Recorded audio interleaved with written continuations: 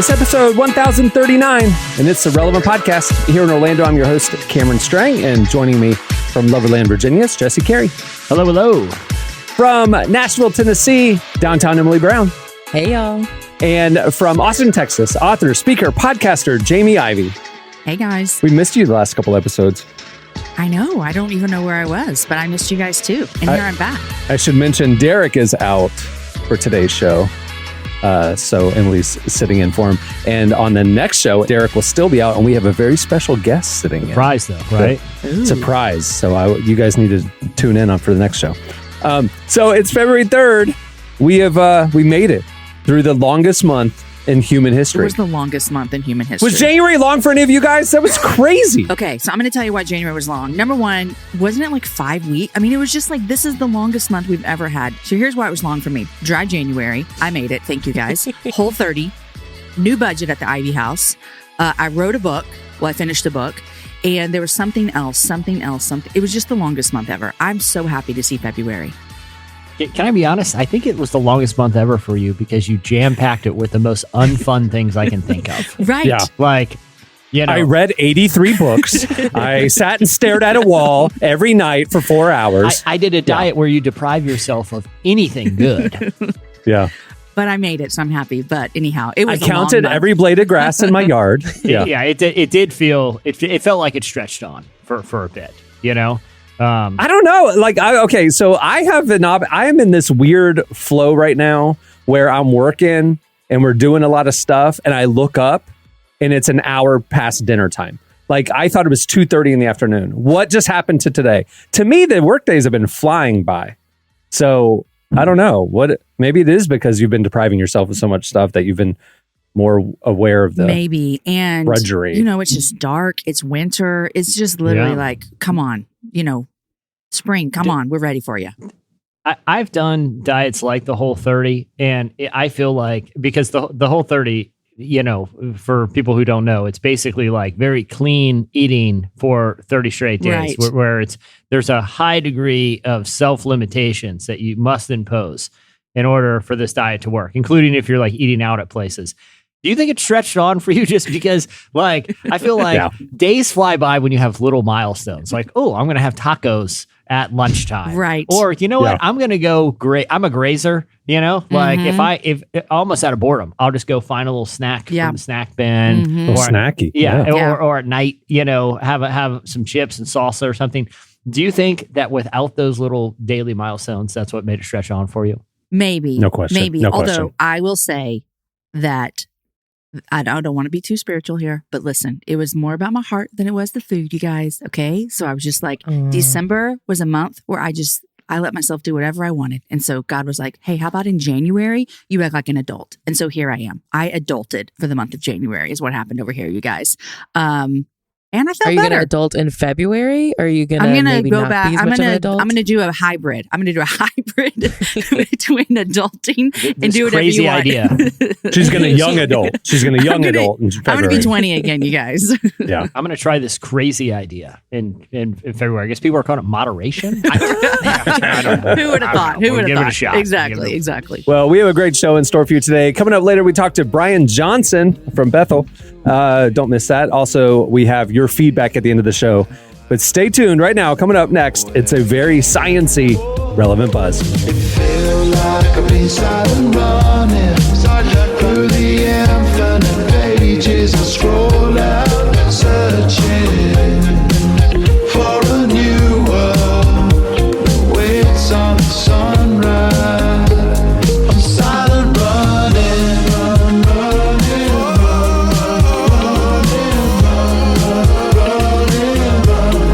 I've been back to you, I'm silent running. You're listening to Gorillaz and Adelaide Omateo. The song is Silent Running.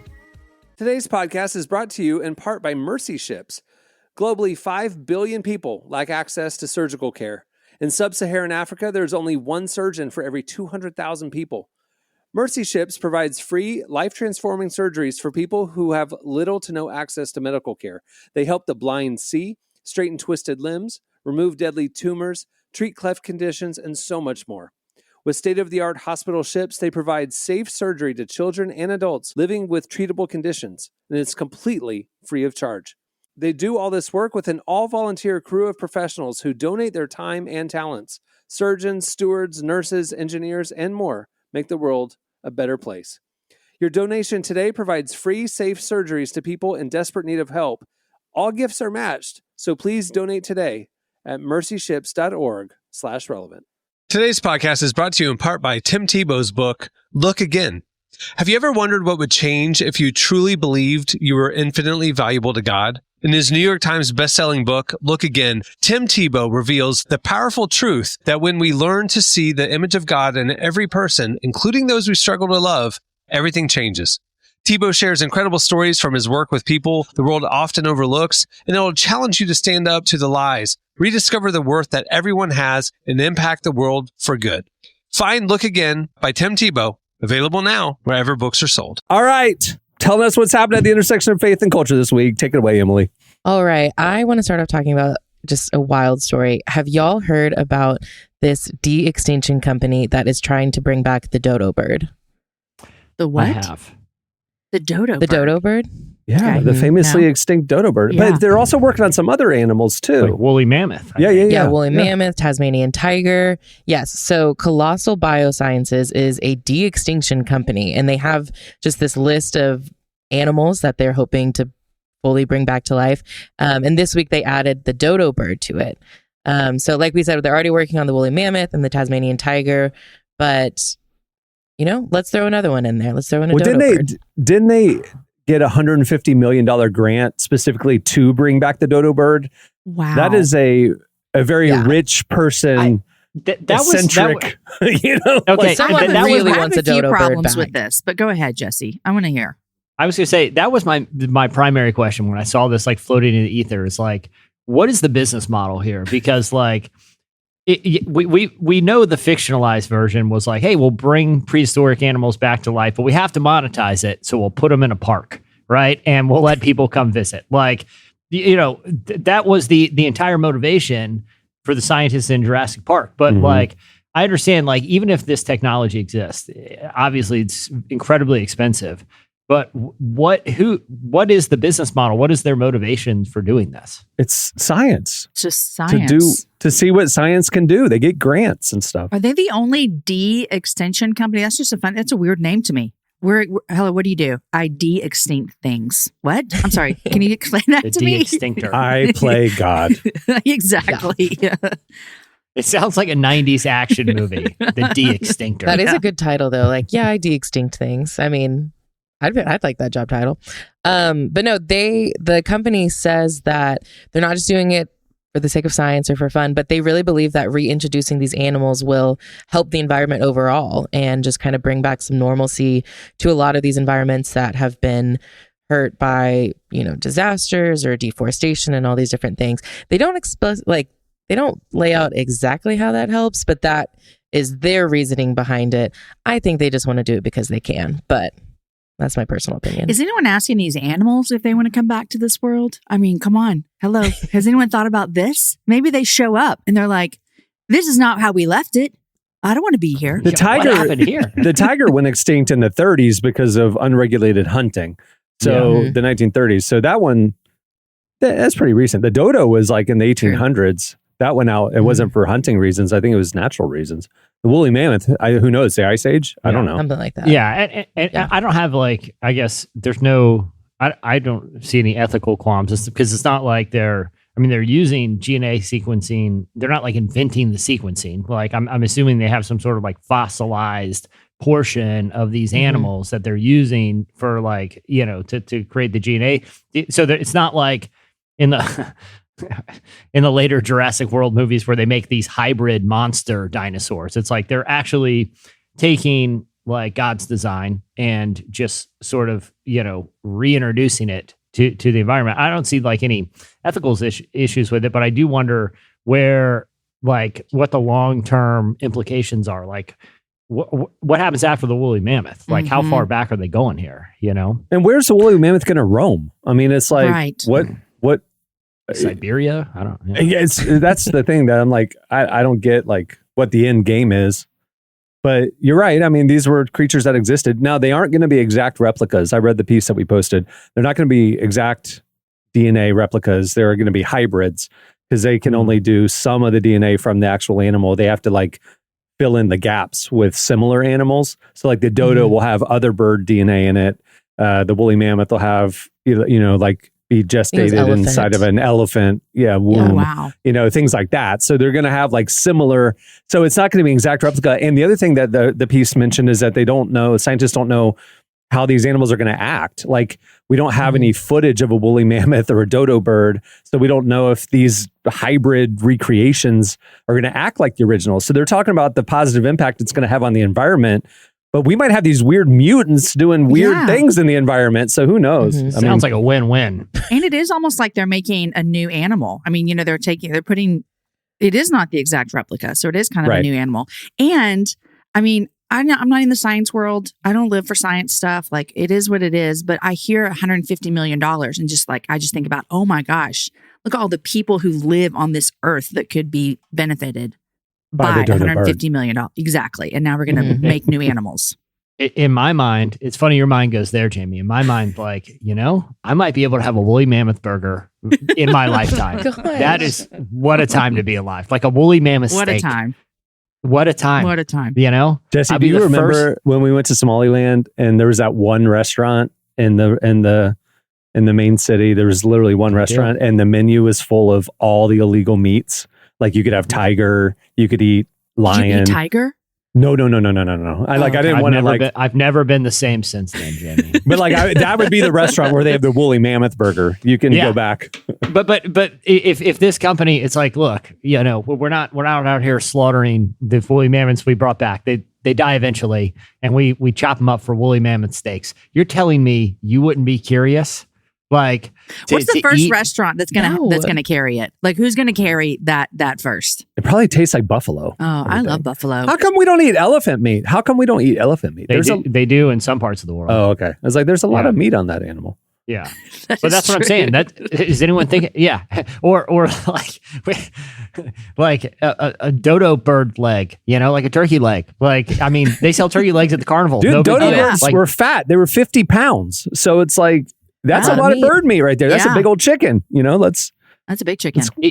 I mean, it's going to get to the, like, if you could have Stegosaurus one day, like a Stegosaurus burger. I'm just saying, this is what it puts.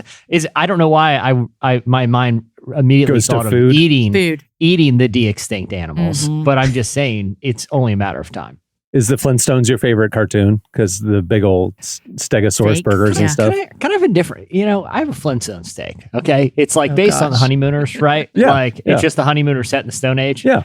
I never like those shows where like the setting or time period is like an adjacent joke to the plot. Like that 70s show or whatever. You know what I mean? Like just set it. It's like, I don't need the dinosaur jokes and I didn't need the 70s. So you're not jokes. a big Happy Days person. I actually do like Happy Days. That's the exception. That's unassailable. So what's the line then? Current times. Like sitcoms should just be. Wait, you don't like period pieces at all? Like Downton Abbey or anything like that? Certainly not Downton Abbey. The answer is no. Your face gave that one away. I mean, if it's like a cool like sword and sandal movie, but I wouldn't watch a sword and sandal. What about like an old gangster movie, sitcom? like the Al Capone era or Prohibition and stuff? The thing is, like, if it's depicting that era for like narrative reasons, it's fine. Okay. Right. But if it's a sitcom, a situational comedy, I don't like just like let the material be about the situation and the relationships or whatever, not like, hey, we got to throw in a zoot suit joke because this is a Prohibition era. So you don't like comedy. Character comedies, character-driven narratives set in other time periods. Correct. If it's another time period, it has to be about the time period. The narrative arcs are about like the time. Have a reason that we're in that time period. Yeah. You know what I mean? Yeah, like you're like the early Yellowstone prequel or something. It's like you're telling the story, the origin story of settlers in that area and their struggle with the indigenous people and all that kind of stuff. The story is the place and time. You're okay with that. Gotcha. Exactly. But like the Flintstones could just be Barney and Fred and Wilma and what was the other? Good job. Betty. Betty. Oh, yeah. Like if Barney, they were just Betty. if they were just a couple that live next door to each other having misadventures and it, like instead of going to like a fake dinosaur bowling alley, just have them go bowling. Like there's no point for this. Okay. It was just a time period This is a hot where exactly. But it was the same time period for like cartoons. They just did regular network sitcoms The Jetsons. like in the future The Jetsons. or in the past Yeah. or Yeah. something. Hanna-Barbera, And then- man. And then regular sitcoms were like, hey, it's a family sitcom, except they have a robot daughter or a furry alien that eats cats lives with the family. Alf, or yeah. there's a Sasquatch that lives in the backyard. It's like, just give me the family comedy. I don't need a mythical creature just randomly thrown into the mix. You don't like Harry and the Hendersons? That was. Oh, that I was mean, classic. Wait, were Let me you ask talking you this, about Cameron. Alf? Were you talking about Alf or I was, Harry and the I was Hendersons? referring to Cats. both. Yeah. I was referring to both. Gotcha. But let me ask you this, Cameron. Yeah. You act for some reason just shocked that I am not a Harry and the Hendersons fan. I don't have you. When's the last time you watched it? If you can tell me it holds up, I'm almost to Oh, the it point would of have daring been- you to watch some clips on YouTube. It would have been 20 years ago. But Yeah, but when it came out. but the idea that it's not just like Alf, where like he's like one of the kids that just lives there. Like Harry and the Hendersons was the whole thing of like hiding Harry. Harry becomes part of the family. It wasn't just like a random plot point. It was like the whole point, right? Alf, he was a plot point. Alf is just a mischievous kid, alien kid. I living in just their feel midst. like Sasquatch comedy has higher ambitions than Harry and the Hendersons. You ever watch the Jack Link commercials where the Bigfoot comes out of nowhere? Now that's Sasquatch comedy. Okay. That is funny. Harry and the Hendersons, he's just like another family member that just happens to be a Sasquatch that they have to hide in the treehouse. Like in my mind, it just doesn't work. It's like Dennis the Menace, but in a costume. Like, Exactly. yeah. It's like Steve Urkel, except Steve Urkel happens to be a Sasquatch that lives in the treehouse. Like that was the dynamic. It There's was like a this show. awkward little, sort of social pariah. I would watch a nerdy Sasquatch that comes over and has a crush on my daughter. Yeah, that'd be fun. I mean, Gosh. I'm going to pass. I feel like that's personally. how it feels sometimes when you have a daughter. It's like a Sasquatch coming over to talk to your kids. All right, what else do you have, Emily? I have another sort of sciencey topic I want to talk about. And we've talked a lot about ChatGPT and just kind of the different capabilities it has, but there is one metaverse company called Somnium Space, and they've announced that they're planning to use ChatGPT to create what they call the live forever mode, which would allow people to essentially talk to dead people, like dead No, relatives I'm and out. dead friends. So explain a little bit more about what they're doing. Like you record yourself to Right. save So you yourself record yourself, for all you time. upload like yourself talking, your mannerisms, things like that. And it just kind of lives on this metaverse. And then when you die, you can still come back AI as an online kicks in. avatar. So like if I were to die, y'all could still talk to me. And it would be like the AI would know me well enough to respond as I would and sound like I would. So like I could do this for former employees. Like we record Tyler a whole bunch and then we upload it and then the AI just keeps Tyler going and the listeners don't know the difference. Mm-hmm. I like it. I mean, I would listen to a pod. Like, but why even stop with former employees? Why not say, hey, guess what? We have Steve Martin on today. Oh. And just to have AI. Yeah. Steve, well, why not just make? Because you could upload a lot of Steve Martin footage. That's what I'm saying. That's Yeah. what I'm saying. Or- Mhm. And what if I have like 6 different versions of Steve Martin and I just have a podcast where it's fake Steve Martin's talking about stuff or whatever. Like, Talking to each other. because that- it doesn't have to be dead Oh. people. That came out a couple days ago true. where like the AI was doing deep fake celebrity Mhm. voice stuff. Mm-hmm. And it, like, I didn't read it, but it, like I saw the headline, like it got into trouble with that. I forget what it was, but this metaverse company is specifically trying to do it to keep your family alive or the memories of your family, or you can live on and talk to your future generations through AI, basically. Yeah, I was going to say this to me makes like at first I was like, no, this is terrible. I can't even I would never do this. But then I was like, okay, what if I got super sick and I knew that I was going to die? Like, I think I would do this for my kids. And I don't know if they would think that was weird or not, but I feel like I would want, it's like, you know, in the old days, like you see that people are like, I'm going to make a video for my kids so they can watch it forever. Well, this is like, I'm going to let them talk to me forever, which is weird. And I don't know, maybe it's too much. I would be it hesitant seems- though, just because, I mean, the AI technology is very advanced and it is very impressive. But I would be nervous to just almost like hand off my opinions to some, because then it's like, I don't want there to be a record of me saying something. I actually wouldn't have said that, or I wouldn't have told you that or something. I don't know. It's a tricky thing. It's a lot. Yeah. I get the sentimental appeal to it though. It doesn't seem unethical, but it seems potentially unhealthy. Like I can't imagine like in the grieving process, you know, interacting with a fake version of a loved one. It doesn't seem like that's something that's really going to bring the closure. Yeah. You know what I mean? Like it just the whole idea of closure is coming to terms with the fact that someone in your life is no longer there. Right. It's like, you know, it's that Black Mirror where she had her husband upstairs in the attic. Exactly. Didn't help her with closure. It didn't work out too well for her. So you know what this rarely is? Does. This is relational porn. It's a facsimile of the real thing, or facsimile of intimacy in the porn case. And it messes with you. It changes you, right? I mean, people, right? Like this facsimile could be really harmful to people. That's really interesting.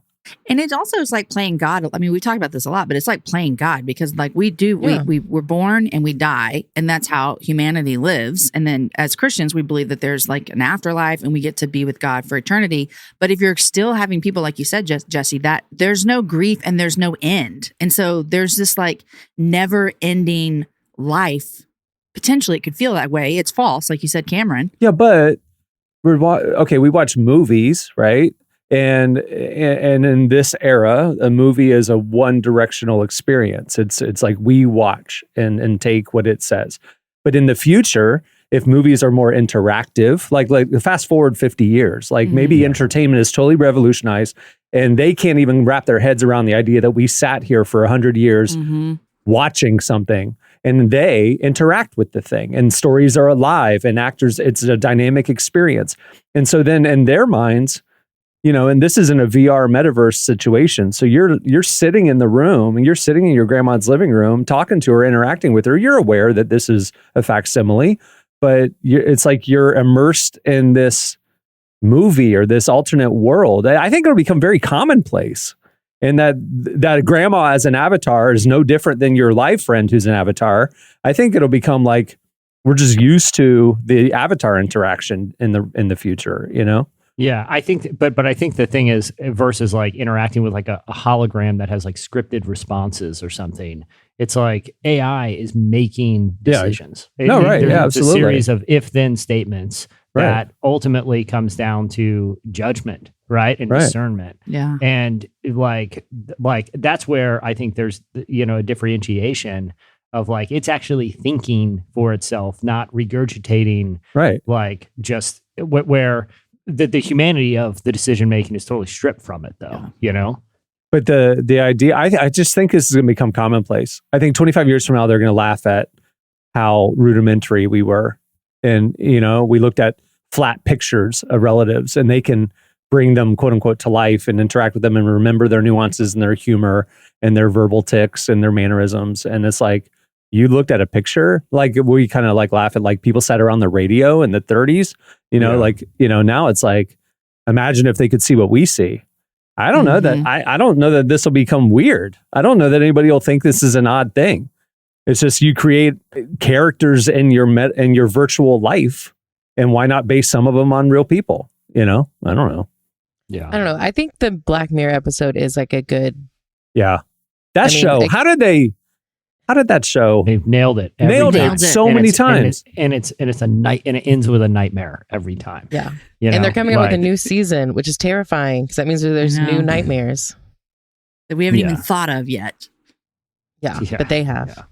I mean, think about like 10 years ago when we were watching that, we were like, yeah, whatever, science fiction, that'll never happen. And now we're living in the world where it's happening. Yeah. I'm very curious to see what they're going to come up with next. Because they've been so far. Yeah, they got to be careful what they put out there. But it's interesting too, because even like if you rewind, 8-10 years, Cameron, the big conversation was, where is the, like, if in a lab or through technology, you can basically recreate the function of like organic biology, like an artificial limb or like an organ or something like that, like, or like you can enhance like biological organic beings through technology, like nano particles that are injectable.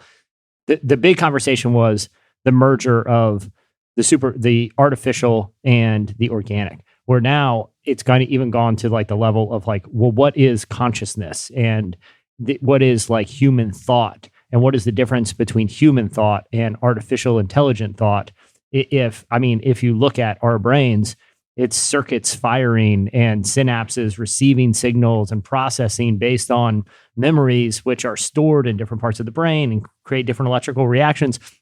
Like I said, 10 years ago, it was all about sort of like the physical, where now I feel like it's come to, well, can we just simulate consciousness, and what are the sort of ethical and even like spiritual concerns, the implications? I mean, the biological is still moving forward. I mean, think about a month ago, we talked about the news about that baby farm that's being worked on in Germany, where you can pick the traits of your child and they will gestate it in a artificial womb and give you your designer baby.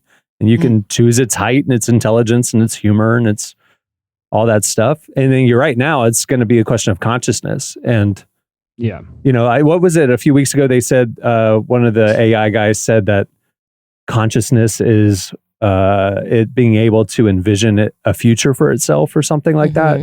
Yeah. I mean, I just think like it's left the building, like the what is it? The worms out of the, like there's no putting it back in the box, right? I mean, it's out there, it's happening. It's going to change the world. It's going to change our lives. It's going to change how we interact with other humans and what is human and what is consciousness. It's going to move fast. We're all in a place where we're soon going to be Michael Scott delivering gift baskets just to prove that we're better than technology. Like at some level, we're all going to have that internal conflict, that it's us versus the machines, to prove our humanity and our worth. It's almost like down the road, it's like, yeah, my kid may be ugly, but at least my kid's real and I didn't order him from Germany, Like, it's like there's going to be like the bio people versus the tech people, like, oh, gosh. I'm analog. You're literally describing the plot of the film Megan that's out in theaters. Gosh. Remember that little robot girl? Yes. I never saw it. I don't watch horror movies, but all right. What else you have? The last thing I just want to mention is right now there's a lot of announcements about new shows coming out, reboots, cancellations even, and we're covering a lot of those over at Relevant. But one thing that I do really want to mention that I didn't realize I was so excited about until I thought about it, King of the Hill's coming back to Hulu. Did y'all watch King of the Hill? Yeah, of course. I've never seen Mike it. Judge, right? Yeah, right after The Simpsons came on. Yeah. It's Great. one that I don't think about as like, I really enjoy it. And then I watch an episode or clips and I remember it is very funny. So good. But what's interesting is they do talk a lot about faith. Because we included a lot of clips. And I want to just share one, in case you've never seen it, I just want to give you a little taste of, you should start watching it so that you can be ready for the reboot. So Jason, can you play the clip? Would anybody mind if I said grace tonight? Sure, Bobby. I want to give a shout out to the man who makes it all happen. Props be to you for this most bountiful meal that sits before us. Okay, check it. You represent these vegetables and in this napkin and in the dirt that grows the grain that makes the garlic breadsticks that are on this table today. Yes. Okay, Bobby. God appreciates the support, but I'm sure he wouldn't want the pot roast to get cold. Now let's wrap it up. Sure thing. Thanks, J-Man. Peace. The great thing about Mike Judge, who is the kind of the mastermind behind King of the Hill, but also, Idiocracy, if you guys seen Idiocracy, Office Space, Silicon Valley, he has like a really astute way of pointing things out in society and culture that is funny, relatable, but avoids being mean-spirited. Like you never felt like his commentary about faith, or like in that clip, they're not making fun of someone like Bobby trying to take a casual approach to prayer. You know what I mean? Like you don't feel like it's at the expense of prayer or faith. You just feel like, hey, there are, segments of the country that talk and act in a certain way, and to have like this good-natured look at it sometimes just really is funny and amusing. And I feel like a lot of his, same thing with like, you could take a Silicon Valley, all these kind of tech bros, but really not really making fun of them or kind of that startup culture, but really kind of using them as an entry point to just showcase the humanity of different kind of communities and relationship dynamics. And speaking about or calling back to the AI conversation, I read today, we posted today that Futurama is coming back. On Hulu as well. King of the Hill and Futurama are both getting rebooted with the original cast members, the original writers, the original voice actors. So Futurama, I mean, the robot, I mean, it's AI. He's thinking for himself. That's true. A look at our future, man. Futurama. It's basically a Black Mirror episode. That's what you're saying. That's what I'm saying. We're going to have people with one eye because they want one really big eye, instead of two little eyes. Why wouldn't you? Yeah. You can just order it from Germany. You can order it from Germany. I want a mega eye. Literally, it cuts the prices of glasses in half. So you just order one big lens. You just need a monocle. That's all you need. Anyway. All right. That'll do it for Relevant Buzz. We've been covering a lot of stuff lately at the website. There's been hey, I don't know if you guys have noticed, people have been reading this for a long time, but there's been an evolution in the daily content. You should go check it out. Look a little closer if you haven't seen it lately. Head over to relevantmagazine.com. All right. Thanks, Emily. Okay, stay tuned. Up next, Brian Johnson joins us. She said, do you want to talk, do you want to talk, do you want to talk? I'm not thinking straight. I guess I'm gonna pay for this. Do you want to talk, do you want to talk, do you want to talk? Both my eyes are glazed as I stumble away from you. From you.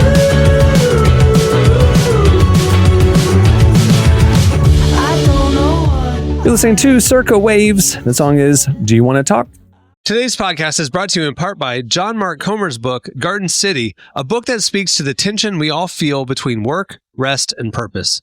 The New York Times bestselling author John Mark Comer takes us to the scriptures to identify what it really means to be human and flips the script on the idea that who you are matters, not what you do. He shows that God created us for meaningful work and meaningful rest. Both matter.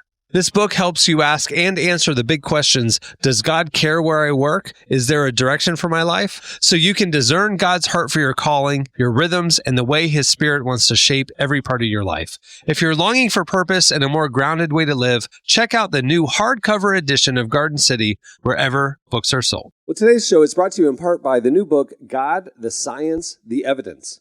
We talk a lot about faith, but how often do we talk about science in the same breath? You might be surprised to discover just how deeply the two actually agree.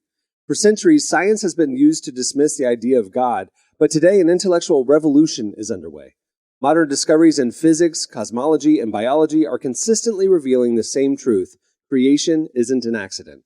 That profound reversal is what engineers Michel-Yves Bolloré and Olivier Bonassi investigate in their international bestseller, God, the Science, the Evidence. This book is a rigorous, evidence-based critique of materialism, inviting you to explore over a dozen scientific, philosophical, and historical domains. It shows that what was once seemed impossible, that science could point to a creator, is now supported by a vast and convergent body of evidence. With over 400,000 copies sold in Europe, this book is sparking a global debate. It's thoughtful, fascinating, and a powerful reminder that reason itself affirms the existence of God. Learn more and find out where you can purchase your copy today by visiting godthesciencetheevidence.com. Today's podcast is brought to you in part by Erwin McManus's book, The Barbarian Way. Some books don't just inspire you, they confront you. The Barbarian Way, now celebrating its 20th anniversary, is one of those books. If you felt the pull of God towards something deeper and wilder than the safe, predictable version of faith that we settle for, McManus reminds us that following Jesus was never meant to be tame. It's meant to awaken courage, passion, and purpose God placed inside us. He draws from the wild stories of Abel, Noah, Moses, Rahab, and others to remind us that following God wasn't meant to be tame.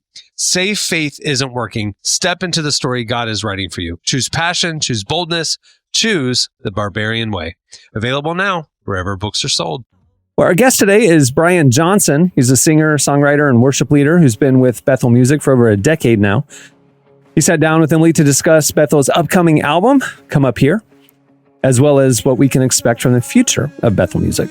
Here's our conversation with Brian Johnson. In the presence of my enemies, I raise a hallelujah. Where did this album, like, how did it get started? The idea and how to film it, where we're going to film it was all Jen's idea. And it was like probably 4 years ago. You know, you're always thinking next album, you know, you look at the year schedule, and it's like 4 years ago. She's like, I'd love to go do an album in the Redwoods. Her family owns a bunch of the Redwood Forest by Fortuna, Eureka, California, northern coast. And she's like, I'd love to, that's where she grew up. She's like, I'd love to do a album shot in the Redwoods, you know. And of course, that's a huge undertaking. And at the time, it just, for whatever reasons, it just didn't work. And so, but it did this time. And I mean, the undertaking it rained nonstop, like until we recorded, and for 2 days it didn't rain and we got to shoot it. It's crazy, kind of a miracle, actually. So all her idea. All through every season, you've been my strength, and with all my own, all I feel like the last time she and I spoke, she kind of mentioned that Bethel was sort of not changing their approach to worship, but they were just kind of stripping it back a little bit. And I think she's used the phrase like getting back to the basics. So is that what this album is like that shift? I think the heart is, but the production's very much not. The production's very big, very huge, lots of production. You'll hear it. You know? Yeah. But the heart for sure is, you know, like, it's simple in that it's real focused on, you know, we're not trying to address all the problems and culture and the whole thing, all that, you know, none of that. It's basically real simple, and it's just like, all right, God's the same. We're going to magnify him. We're going to sing about him. We're going to sing to him, and that's it. And so the songs are just about the beauty of God. And Revelations 4, it's real simple. It says, come up here and I'll show you basically what to do. I'll show you my mindset, you know. And so that's hopefully what the album portrays, but that's the heart of the album. Getting above all the noise, getting above all the distractions, and just, you know, I think we go through life and we try on for size like every heart posture there is, and then we kind of realize in the end none of that works, you know. And then you realize, wait a second, there's something to just like turning everything in life into praise and thanksgiving, and just, you know, giving it back to God and trust and surrender. And that's the one heart posture that actually you can wake up in the next morning and be like, I feel good, you know, I feel like connected to God, you know. So anyways, that was a lot just there, but that's kind of the everyone in our world's been through so much, and a lot of it people don't know about, you know, our let's call it movement. So much crazy stuff. It's like wild. So it's kind of like almost not a returning, but just a return focus. Maybe that's a better way of saying it.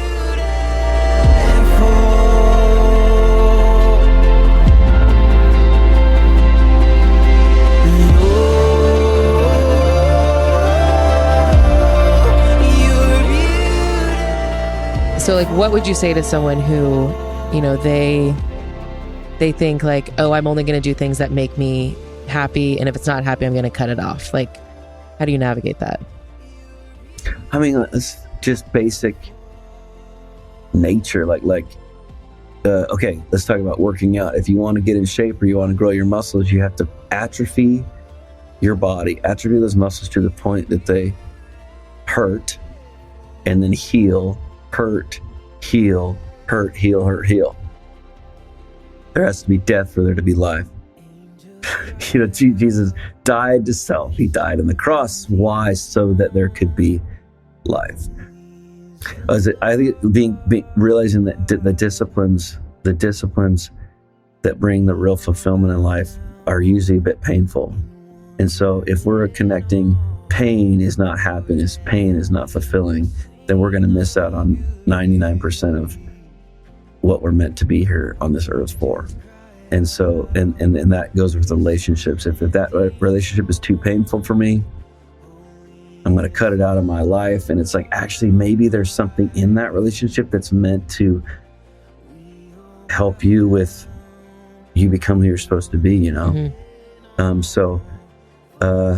For me, like, I mean, I can't get into detail, but like, even just relationally, it's just like, I'm definitely the kind of person that's like, I will just like naturally want to just, okay, cut you off, like cut you off. And, you know, one of the biggest things with like therapy or my counselor is like, you can't do that. Even though you're right, and the other person may be wrong, you can't do that. You've got to communicate through it. You can't just shut down and just cut them off. It is so easier said than done, right? It's like, oh man. But then there is a point where it's like, I do think that like everyone's story is different. And there is a point where it's just like, you know, there is, if it's an abusive situation or whatever, that's this like, there's some parameters that, you know, are a little different. But most of what we consider as, I can't do this anymore is maybe you can. Maybe you can hang on. Maybe you can learn to communicate better. Maybe you can have a mediator. Maybe you can get up and read your Bible. I mean, let's be real. Like, I'm gonna be honest. Like if I don't read my Bible, and it's not religion. I hate religion. I hate tradition. Even I'm a rules. I hate rules. But like my connection with God and even the peace that it brings, the Holy Spirit speaking the daily or the every other day. If I don't get up and read my Bible, Jen and I have this new thing at home. We get up early and we read our Bibles by the fireplace. She makes the coffee, I make the fire, you know. And it's a country song, right? And we get up and we read our Bibles for like 30 to 45 minutes, sometimes an hour. I try to every morning. And it does something. It does something to our relationship, how we deal with stress. I don't say it's a fix-all, but it's kind of a fix-all. And I mean, you know, my dad back in the day, like people would come in for counseling and he says, okay, I don't even want to meet with you. And he's like, are you reading your Bible? No. He's like, okay, read your Bible for a week and then we'll meet. Which is so old school, right? Yeah. But I'm just saying personally, like there's something for Jen and I, like if we're not doing that, like everything starts to go wrong. It's kind of crazy. Jesus Christ, my living hope. Who could imagine? That was Brian Johnson. Make sure to grab their upcoming album. It's called Come Up Here. All right, stay tuned. Up next, it's your feedback.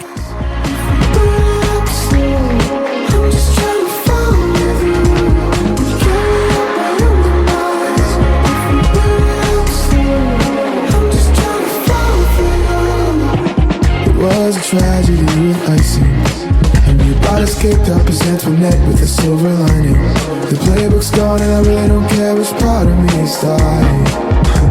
Just put one foot in front of the other. 1, 2, 3, 4, 5. But I ain't gonna hold you to what you say. You're listening to Cautious Play. The song is Burning Up Slow.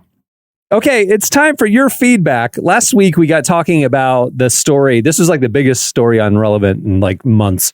It was a story of a priest who says that he temporarily died. And while he was temporarily dead, he went to hell, a priest that went to hell. And he looked around, and he was describing all the stuff he saw. And he said there was a music room in hell where the demons were playing, or a cover band of demons were playing Bobby McFerrin's Don't Worry, Be Happy and Rihanna's Umbrella in a really bad rendition to torture people, right? This is a true story. Yes. Well, I mean, it's at relevantmagazine.com. No, I mean, true as in someone actually said this. Yes. Yeah. Is that he missed died. This, guys. He came back to life. He's a priest. Yeah. And he was like, God, why am I in hell? And he's like, because you held unforgiveness in your heart about my people that I love, all this stuff. Yeah. It was this whole thing. But caught our eyes that he said that they play Rihanna covers in hell. So this is right before the Super Bowl, mind you, that he's ministering to his people. There you go. Mm-hmm. But it's important to know these are covers. These are demon covers. Yeah. Okay. Yeah. Anyway, so we posted the site. It's blown up. It's our biggest story in a long time. But anyway, we asked you, what would be your personal hell? Oh, wow. keep it light. That's what we wanted to keep it light. We don't actually, but anyway, you hit us up on Twitter at Relevant Podcast and told us what your personal hell would be. Oh gosh. Okay, this is from Anna. Being stuck at the dentist, getting cavities filled while Garth Brooks plays on an endless loop. I recently had some dental work done, and it was about a 3-hour ordeal. I mean, and it was terrible. You know, the worst part about the dentist is not just sitting in the chair. It's not them tinkering around. You just feel so unhuman that you have like the dentist and the hygienist. It's like they're working over the hood of a car, just having a conversation as if there's not a third human that is inches from their faces. Okay? What's worse is when they try to talk to you and they have like all the tools in your mouth. Yeah. You have a good Christmas? Don't move. Don't move. Yeah. No, but they were like the last time I was there, like the dentist and the dental hygienist were going back and forth about office drama, right? But like I said, you would have thought they were just, working on like making a pizza together. Not that there's a literal another human being just right in their face. And I'm like, man, Kathy is in a bit of a pickle after the Christmas party incident, it sounds like. But I didn't get my, I just had to take it all in. It's like the dentist, if you book an Uber these days, they ask you a question like, do you want to talk to them? Do you want to be in silence? I think when you book appointments, like the dentist, they should ask you, do you want the hygienist to talk to you? And you get to say, not today. It's not a good day. I'd rather just lay here. So then no one feels awkward. With haircuts. Okay, same everywhere you go, you should be able to fill out a little form. Do you want to talk? No, I don't. Thank you. And then no one feels bad. Yeah. See, but I think Jesse, you would click. Idea. Jesse, you would always hit that you want to talk though. I mean, I'll be honest, I was entertained while I was getting. I mean, if it's just there or sitting inside, just listening to the sound of them drilling out cavities, sure, I would rather them gossip in front of me. I think I would choose that. Trying to remember, it was like during the pandemic, I saw a company that made, because like work culture changed and interactions changed and stuff. And the company made like a thing of like for your parties or whatever gatherings of like 4 different cups. And like one color cup means, I want to chit chat, come talk to me. Yeah. One cup was don't bother me. One cup was, do you remember that? I'm trying to remember exactly what it was. But there's like a color system almost. A color system of like, please Seems come talk to me. Passive aggressive, extremely passive aggressive to me. Like it just say, hey man, I'm just kind of chilling right now. We're good. It's fine. I'm not offended. But you're talking about it. You wanted at the dentist. Saying, coming out of the pandemic, everyone no one knew how to socially interact anymore. So you kind of needed like a simple color system to say like, yes, I remember how to socially interact. No. It was because everybody was scared of being around other people, remember? And it was like, I don't want anybody to approach me. Yes, you can approach me. Yes, you can hug me. Please don't hug me. Remember that? That's what it was. It was like reintroducing yourself to other humans. I am not a person who wants anyone within 6 feet of me. And like you could wear or have something on you that indicated that. That's what it was. Yeah. Yeah. Yeah, or you could just say, "Hey, not feeling great. Why don't you guys keep your distance?" Instead of like I remember, I was like in a Sky Mall or something. They had this thing called the leg defender, and it was like this thing you could affix to the pull down tray on the back of the airline seat, and it would prevent the seat in front of you from being leaned back.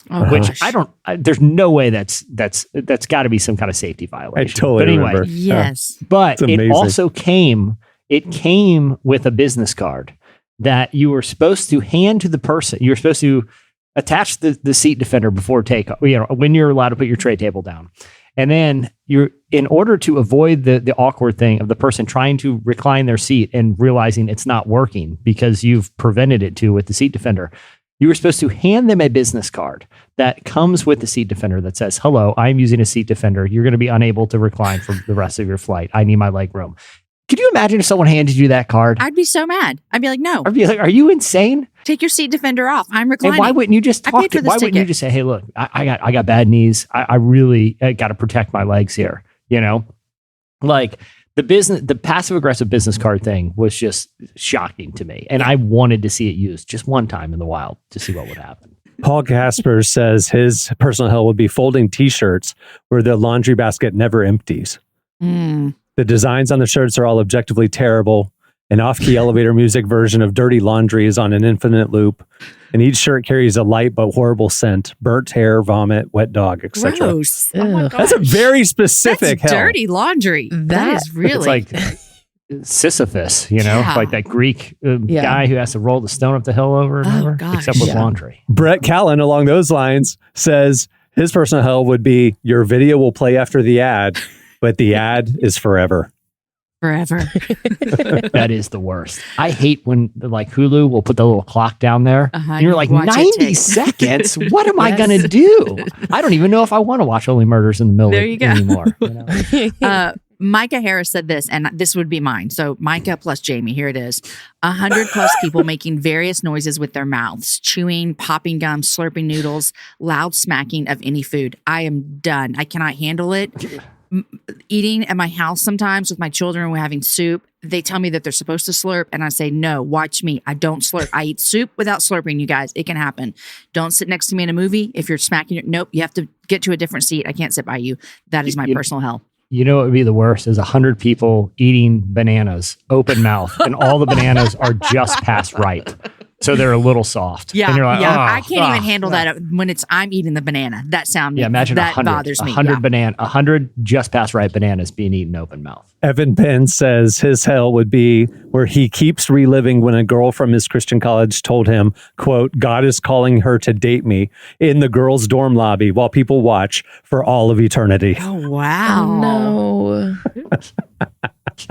That is a very specific personal Taking hell, a very but- awkward moment and just playing it out for all of eternity. That's amazing. Hey, it could have been worse. She could have said, God's calling me not to date you, so we need to break Yeah. up. I mean, that's got to be worse, you know? I mean, that's probably, to be in fairness, I don't know how you reacted. It sounds like you're not with this individual. I'd imagine it's that. I imagine it was that girl's personal hell too. Is that to relive it with you, my dude? That's true. Yeah. I don't think the story ended with "and kids, that's how I met your mother." Exactly. Yeah. I like Greg's, where he does introduce it with, this is coming from a place of love, but he says his personal hell is being caught in a loop of a church board meeting where the loudest get to dominate the discussion and the meeting ends with no decisions made. And I've been in those church board meetings, and that is the closest I ever want to be to hell. Feels pretty on the nose. It feels like he's like hoping his pastor listens to this show. Yeah. He drops the This name. is extremely specific. There's a lot of music ones. There's very specific songs that you guys hate. And Yeah. you know, Someone you guys- just put the top 40. That's actually not too bad. You know what I mean? Like that's I pretty think right much now the top like, 40 is all Taylor Swift. So that actually would be my personal heaven. I was going to say it's I'd be pretty good much with that. going grocery shopping. It's like walking the aisles of like Wegmans is that experience. Ray L. you know? James says his personal hell is spending his days reading conservative Christians and progressive Christians debate theology on Twitter. Oh, wow. And you got toothpicks in your eyelids, so you can't look away. It's like there. You have to, Yeah, I was going to say also very on the nose, and I get it, man. I get it. Yeah. All right. Well, there's more where that came from. You guys, this is probably one of the biggest replies we've had in a while. You guys have a lot of personal hells.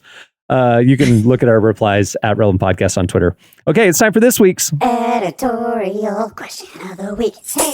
Well, we were talking about future stuff, as we have been a lot lately, because future stuff is happening very quickly. But we got us thinking, what is a future thing that you've seen, maybe depicted on TV or movies or whatever, that you want to see happen? Like you want a Rosie the robot from the Jetsons to kind of do all your house cleaning and cooking, stuff like that. You know, maybe let's stay away from some of the darker, evil sides of stuff that we've seen. Just keep it light. Just keep it fun. I'm going to throw one out there. I like because Cameron, you're talking about basically enhanced Zumba, you know, or Roomba or whatever they are. Like the little Zumba is a dance exercise program. Yeah. I want to get a Roomba to do the cleaning, so I have time for my Zumba class. That's Yes, right. that's Yeah. right. And we have a Roomba, and her name is Rosie. Rosie the Roomba. I want one of those chairs from Wall-E. They kind of glide and they got a 100%. cooler on the side. and they got 100%. straw. Like that was supposed to be cautionary. I'm like, dude, the Wall-E grown-ups, No the Wall-E joke. people, They made it look they too got to cool. figure it. It's like, no, They were it's like, pretty this is chill, our man. future. I was like, sign me up. That looks Yeah, amazing. great. This is Didn't perfect. Rocky also have a robot that brought him stuff? Yeah, he gave it to his trainer. Yeah. Okay, I remember. Yeah, and they developed kind of a weird relationship too. Like That was a Black Mickey, Mirror-esque. Mickey and the robot something weird was going on with Mickey and the robot. Like that I recently rewatched Rocky IV because it is on Netflix. That's my favorite one, by the way. It's someone did a study, and that film is like it's over 40% montage, and that's not an exaggeration. Like there are two extended training montages. At one point in the film, Rocky sprints to the top of a mountain like he mountaineers wearing a leather jacket and jeans, and he gets all the way to the top like a huge mountain Russia. That he's being pursued by like Russian gangsters, and to evade them, he climbs straight up cliffhanger style, except he's wearing a brown leather jacket and thick jeans. And by the way, that's how he trains, in a leather jacket and jeans. If anyone thinks I'm exaggerating, and it has the worst funeral speech in any movie in history after Apollo Creed dies, where he dies in the ring. Yeah. Everyone remembers, stop the fight. Spoiler Rocky, alert. Cut to, this is like in the first 5 minutes of the movie. Cut to the funeral. It goes from the ring to the funeral. And of course, Rocky is at the podium. He's like, I don't really know what to say. I told him not to take that fight, but he lived like he died.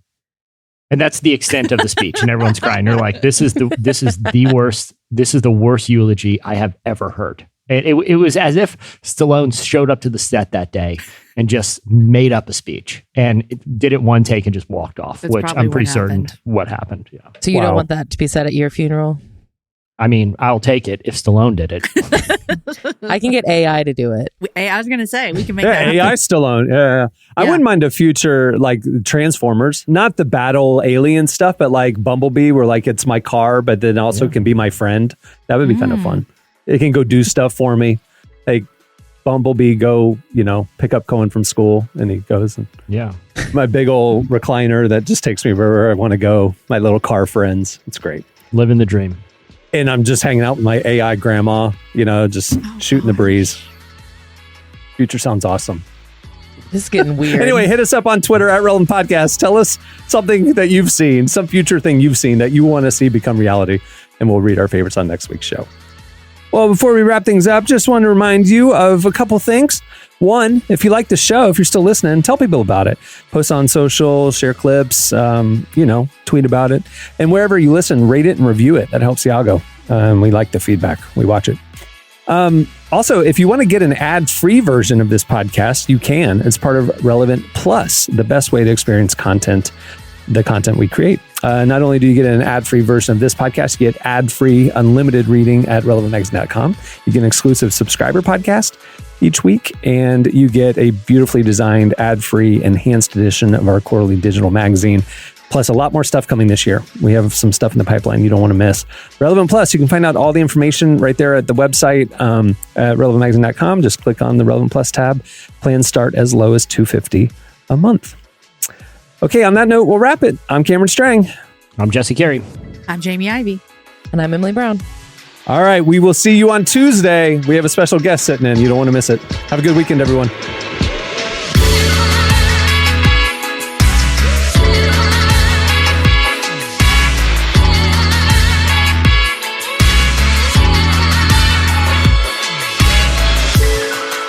Thanks for listening to the Relevant Podcast. Check out our features, interviews, and news updates every day at relevantmagazine.com. And make sure to follow Relevant on Facebook, Twitter, and Instagram for the latest. For more great podcasts, browse the shows on the Relevant Podcast Network, which you can find at our site. And while you're there, don't miss the all-new era of Relevant Magazine. A new issue releases every other month at relevantmagazine.com.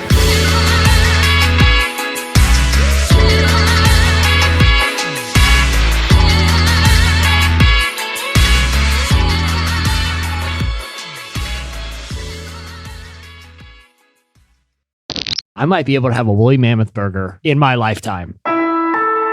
Relevant Podcast Network.